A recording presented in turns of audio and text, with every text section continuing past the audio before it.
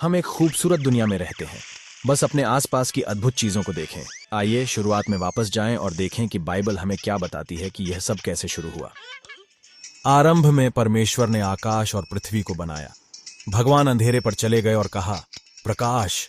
उन्होंने प्रकाश को दिन कहा और उन्होंने अंधकार को रात कहा। तब परमेश्वर ने ऊपर के जल को नीचे के जल से अलग करने के लिए एक स्थान बनाया।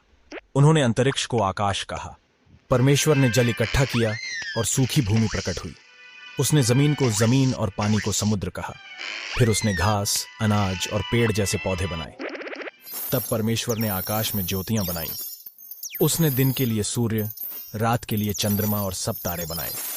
परमेश्वर ने मछलियों को जल में तैरने के लिए और पक्षियों को आकाश में उड़ने के लिए बनाया। आपके बच्चे हो, उसने उनसे कहा, दुनिया को छींटो और गायन से भर दो। इसके बाद भगवान ने जानवरों को बनाया। उसने खेत के जानवर, जंगली जानवर और जमीन पर रेंगने वाले जानवर बनाए। बस एक और चीज बनानी है, भगवान ने कहा, सभी में से सबसे खास चीज। तो भगवान ने अपनी छवि में पुरुष और महिला को बनाया। बच्चे पैदा करो, उन्होंने कहा, दुनिया का कार्यभार संभालें, मछलियों, पक्षियों और जानवरों की देखभाल करें। तब परमेश्वर ने अपनी बनाई हुई हर चीज पर दृष्टि की। यह बहुत अच्छा है। पहले पुरुष और महिला, आदम और हव्वा, एक खूबसूरत बगीचे में रहते थे जिसे भगवान ने उनके लिए बनाया था। परंतु शैतान एक चालाक सांप के रूप में आया और आदम और हव्वा को प्रलोभित किया। क्या परमेश्वर ने कहा है कि तुम्हें इन पेड़ों का फल नहीं खाना चाहिए? सांप ने हव्वा से पूछा। बस बीच में पेड़, ईव ने उत्तर दिया। अगर हम इसे खाएंगे तो हम मर जाएंगे। तुम नहीं मरोगे, सर्प ने कहा। यही कारण है कि भगवान नहीं चाहते कि आप उस पेड़ का फल खाएं। यदि आप ऐसा करते हैं तो आप उनके जैसे होंगे। आपको पता चल जाएगा कि वह क्या जानता है। ईव ने फल खाया। उसने कुछ आदम को दिया जो उसके साथ था। उसने भी इसे खा लिया और तुरंत वे उन चीजों को जान गए जो वे पहले कभी नहीं जानते थे। एक बात जो वे जानते थे वह यह थी कि वे नग्न थे। उन्होंने खुद को ढकने के लिए पत्तियों को एक साथ सिल दिया। उन्हें पहले कभी डर या शर्म महसूस नहीं हुई थी, इसलिए उन्हें पता था कि कुछ गलत है। एडम, भगवान ने बुलाया। पूर्व संध्या। हम छुप रहे हैं, एडम ने कहा। हम नग्न हैं। तुम्हें यह पता है क्योंकि तुमने पेड़ का फल खाया है, भगवान ने आह भरी। तब आदम ने हव्वा को दोषी ठहराया और हव्वा ने सांप को दोषी ठहराया। भगवान ने कहा, सर्प, तुम्हें अपने पेट के बल रेंगना होगा। एक महिला का बेटा तुम्हें हरा देगा। ईव, प्रसव पीड़ादायक होगा। एडम, भोजन उगाना मुश्किल होगा। तब परमेश्वर ने आदम और हव्वा के लिए वस्त्र बनाए और उन्हें बगीचे से बाहर भेज दिया।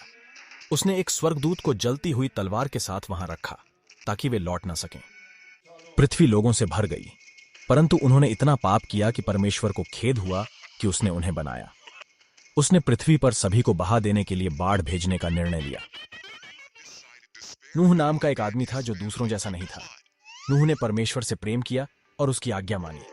परमेश्वर ने नूह और उसके परिवार को बाढ़ से बचाने का निर्णय लिया। परमेश्वर ने नूह को बाढ़ के बारे में चेतावनी दी। उसने उसे एक नीची छत, 3 डेक, एक खिड़की और एक दरवाजे वाली एक विशाल नाव बनाने के लिए कहा।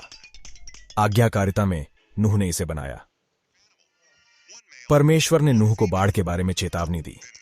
उसने उसे एक नीची छत, 3 डेक, एक खिड़की और एक दरवाजे वाली एक विशाल नाव बनाने के लिए कहा। आज्ञाकारिता में नूह ने इसे बनाया। 40 दिन और 40 रात तक वर्षा होती रही। जल आकाश से गिरा और महासागरों और झीलों से ऊपर उठा, यहां तक कि सबसे ऊंचे पहाड़ भी बाढ़ के नीचे गायब हो गए। इस बीच नूह, उसका परिवार और सभी जानवर बाढ़ के पानी में तैरते हुए नाव में सुरक्षित थे। परमेश्वर नूह के बारे में एक पल के लिए भी नहीं भूला था। भगवान ने बहने के लिए हवा भेजी। पानी नीचे चला गया। नाव अरारत पर्वत पर रुकी। नूह ने एक कबूतर भेजा। जब वह वापस नहीं लौटा तो उसे पता चल गया कि वह सुरक्षित है। जब भूमि सूख गई तो परमेश्वर ने उन्हें बाहर आने के लिए कहा।